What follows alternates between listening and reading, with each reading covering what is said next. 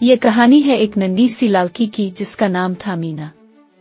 मीना को बारिश बहुत पसंद थी। जब बाकी बच्चे घरों में छप जाते, मीना बाहर निकलकर पानी में छपिक्के मारती और अपनी पीली बूटों में कूदती फुरती।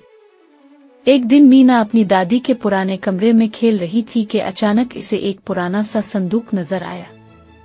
जैसे ही इसने इसे खोला, अंदर एक चमकती हुई छतरी रखी हुई थी जिस पर सितारे बने थे। मीना ने कहा, वाह, ये तो बहुत खास लगती है।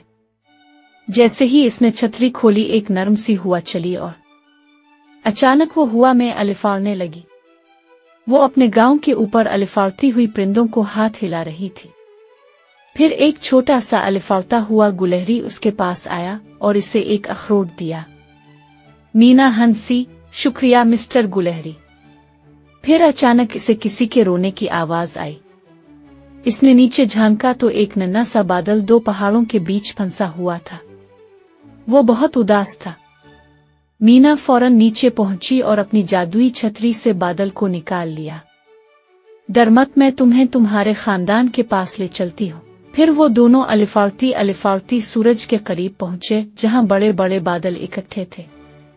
नन्हा बादल खुश हो गया और अपनी माँ के पास चला गया।